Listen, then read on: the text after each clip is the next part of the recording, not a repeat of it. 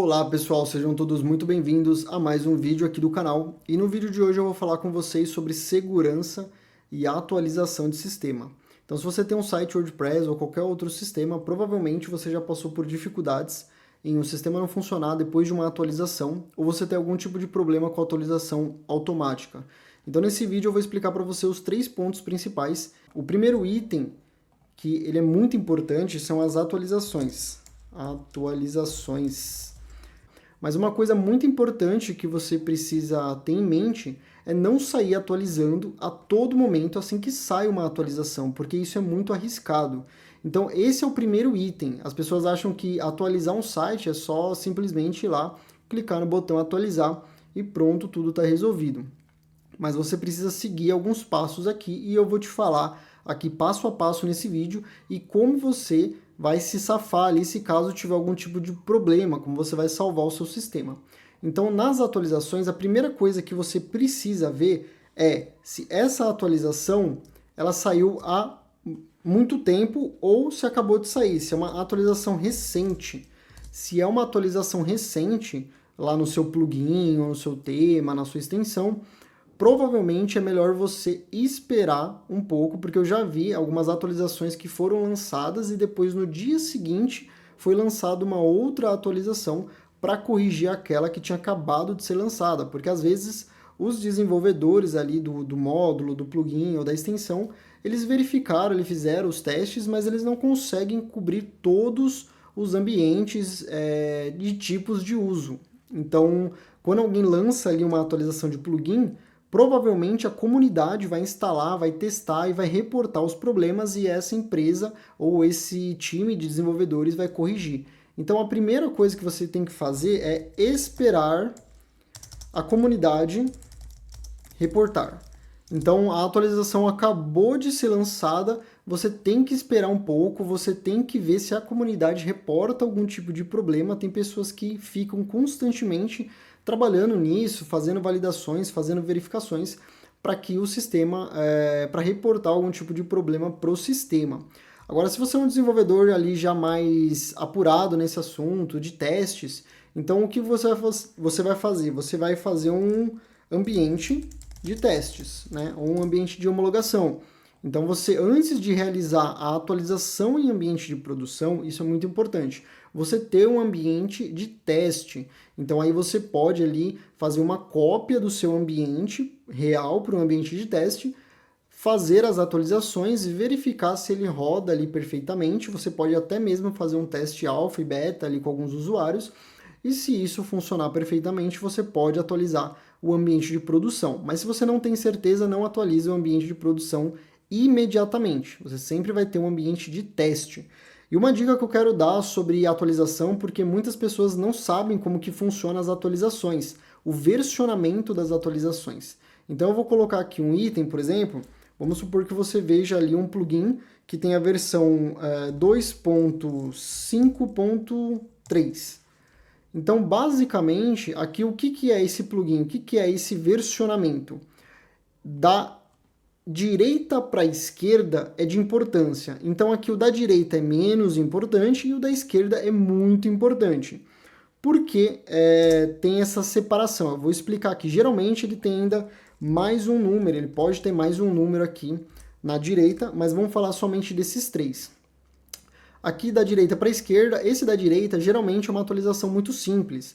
Algum comentário, mudou algum código de local, né, fez alguma varredura ali no código, mas ele vai funcionar basicamente do mesmo jeito, não vai interferir em quase nada. Tá? Às vezes é só alguma coisa que acabaram esquecendo de colocar no código e depois eles atualizam e aí eles vêm aqui e atualizam a versão. Então aí você vai ver ali no release, né, no log, do plugin, da extensão, do que você tiver ali instalando, você vai ver que eles vão lançar, que essa versão agora 2.5.4, ela tem XYZ de correções, tá? Geralmente são coisas muito pequenas e você pode ali esperar um pouquinho, geralmente não são questões de segurança, tá? Aqui não é para trabalhar segurança. Aqui já o do meio, ele já é uma atualização um pouquinho mais séria, tem que ser levado em consideração, geralmente também correções de segurança, de baixo a médio nível.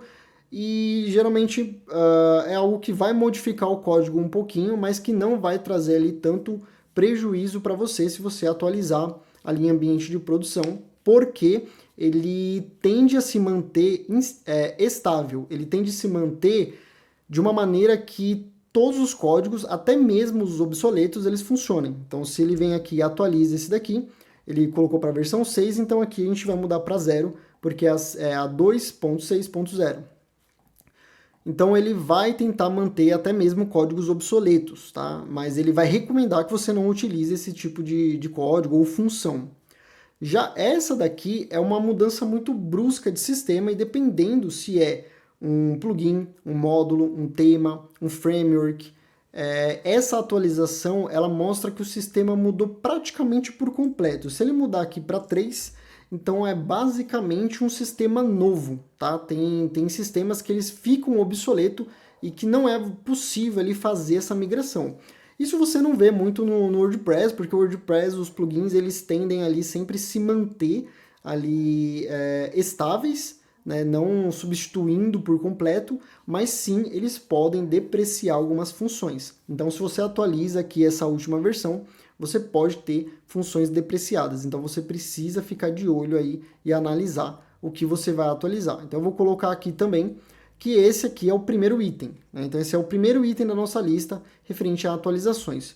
O próximo item aqui, que eu vou mostrar para vocês, é a questão de isolamento de sistemas, isolamento de módulos. Como que funciona isso? Então, eu vou colocar aqui, ó, isolamento.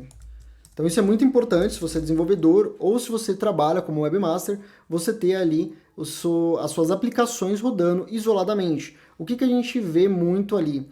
Eu já peguei empresas que tinham ali no mesmo servidor, eles tinham ali um site em WordPress, eles tinham também ali um sistema, um app, né? Então, app, empresa.com.br, que era ali o painel onde o usuário deles via conta, via os dados, fazia requisições sensíveis, e também tinha ali a intra, né? A intranet ali deles também rodando ali no mesmo servidor, né? E aí eles levantaram essa questão também de colocar um site WordPress ali dentro do servidor. E o que eu sempre digo é, isole. No mínimo, você tem que isolar suas aplicações. Então você tem que ter, para cada uma dessas, você tem que ter uma hospedagem isolada que não se comunica ali internamente entre elas. Você pode se comunicar via REST API, via outros sistemas. Mas você isolar cada uma dessas aplicações, porque se você tem, primeiro, uma quebra de segurança numa aplicação, vamos supor nessa daqui, ou até mesmo no WordPress, por exemplo, você não vai afetar a sua outra infraestrutura. Agora, outra questão também é atualização. Vamos supor que você veio aqui e atualizou o seu app aqui do seu cliente. Deu algum tipo de problema, se você tiver aqui um backup global, isso vai afetar tudo, né? Por exemplo, o site. O site geralmente eu aconselho que ele não armazene informações sensíveis, que você envie do WordPress para um ambiente ali seguro, controlado, externo, que não, o endpoint ele não vai ter acesso público. Vamos supor que você tem um problema no seu site WordPress, ele cai, ele quebra por conta que você atualizou em produção. Se você tiver um backup global do servidor ou um snapshot, por exemplo, você vai restaurar tudo, até mesmo as suas aplicações, e o que o seu cliente fez, ele vai ser perdido. Então você precisa isolar pelo menos as aplicações. E, por exemplo, se você tem um WordPress onde ele fica ali, suas landing page, você tem um WordPress para o site institucional, você tem uma loja virtual, você tem outras instalações, também é sempre importante você isolar essas instalações. Em alguns ambientes de programação, é isolado até mesmo os módulos que é utilizado dentro de um app. Então, por exemplo, esse app aqui, ele vai ter ali o front-end, que fica no local, o back-end fica em outro local e eles se comunicam via REST API. O banco de dados vai ficar também em outro local, e isso é muito importante. Então tudo fica isolado e se você precisa fazer uma atualização, você só atualiza ali aquele sistema. Então o isolamento de recursos é muito importante. Então esse é o segundo item.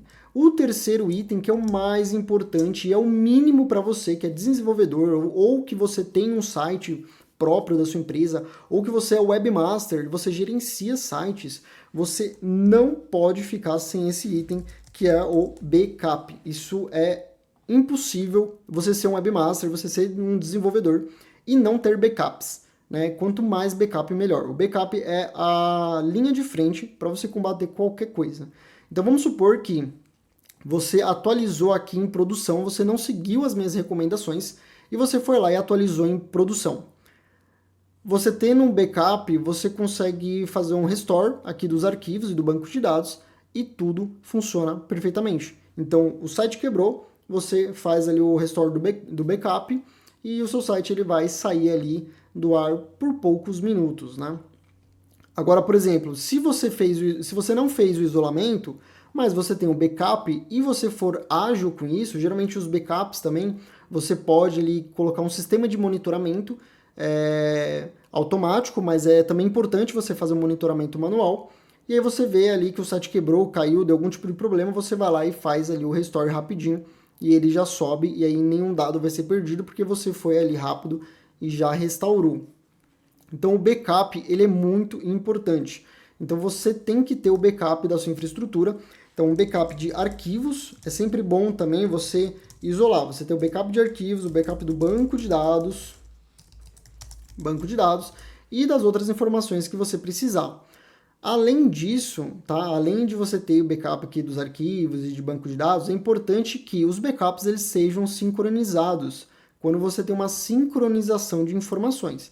Então, no caso, por exemplo, do WordPress, ele tem o painel, né, o core do WordPress, que são os arquivos, e o banco de dados.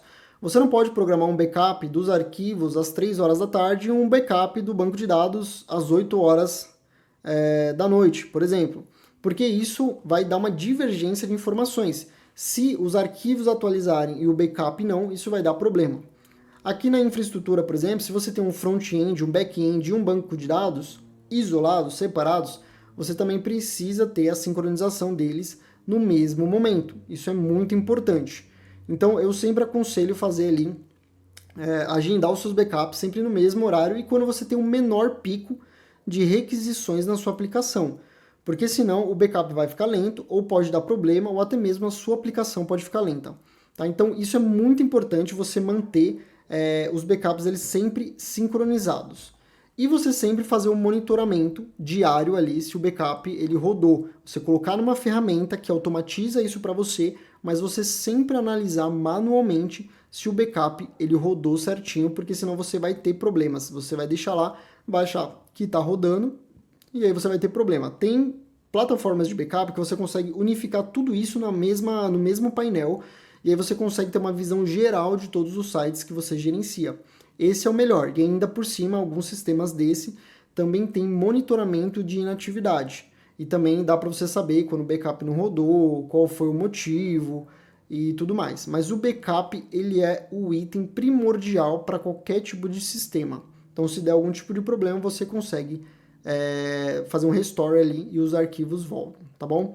Então, eu espero que você tenha entendido essa parte. Tem algumas outras questões, se você é webmaster, se você é desenvolvedor de sites, de segurança, né, para te ajudar, como por exemplo o firewall, alguns sistemas de verificação e análise do site, de desempenho, de blacklist, tem uma tática também que você pode utilizar para CDN, por exemplo, né, quem já não teve ali o site, que o site caiu por conta do domínio ou da própria hospedagem mesmo, então aí se você tiver o CDN isolado também, no caso, por exemplo, do WordPress, se você tiver um CDN isolado da hospedagem, onde estão os seus arquivos, você consegue fazer um apontamento para uma segunda hospedagem. E se você tem um backup, você consegue subir rapidamente nessa outra hospedagem, que é um host ali de temporário, e o site do seu cliente ou o seu site ele não fica fora do ar por muito tempo. Mas isso são técnicas um pouco mais avançadas, dá para você fazer isso automatizado, com load balance, por exemplo. Então, se um servidor caiu, ele já sobe um outro servidor. Se você tem CDN, também isso ajuda bastante. Então, são técnicas mais avançadas de você conseguir manter um site. Manter o site funcionando, manter o site no ar. Mas esses 3 itens, eles são os principais. Não saia atualizando, a atualização é muito importante, não deixe de fazer as atualizações do seu sistema, mas não saia atualizando sem saber o que você está atualizando. verifique o tempo, né, se ele é recente, e verifique também um ambiente de teste ou reporte da comunidade. Faça o isolamento das suas aplicações e sempre tenha backup dos arquivos do banco de dados e de todas as informações da sua aplicação, do seu site, beleza? Espero que você tenha gostado. Se tem alguma dúvida, deixa aqui nos comentários que eu estou sempre respondendo, pessoal. Um forte abraço e até o próximo vídeo.